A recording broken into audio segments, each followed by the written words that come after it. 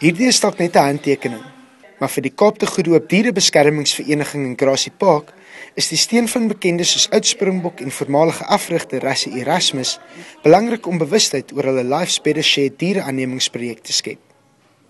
Weet jy, ek kom al 'n hele rukkie saam met die SPCA en weet jy, dis net 'n wonderlike werk wat hulle doen en hulle kry so min hulp en so min finansiële ondersteuning en weet behalwe die mense om hulle 'n bietjie 'n pat op die skouder te gee en te sê dankie.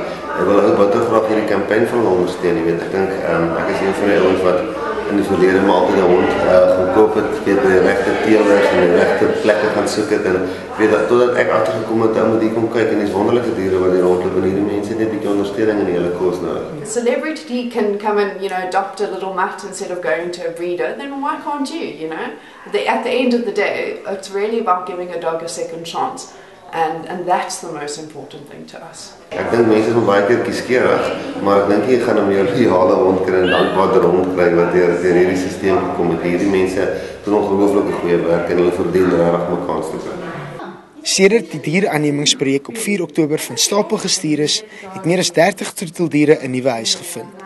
What this campaign about is educating and awareness. So while we might not see, the masses this month, but, from next month and the month after, we're going to get a little bit busier and a little bit busier. It's about getting the picture out there, about letting people know that we've got beautiful dogs up for adoption over here. Talle weesdiere land weekliks op die DBV se voorstoep en met die feesseisoen om die draai benodig hulle al die spasie moontlik. Well, the festive season, what's really sad about the festive season is, yes, it's happy and fun times for all of us. We're eating our Sunday roasts and, gammon and everything like that. But the reality is that so many animals come in here unwanted over that festive time.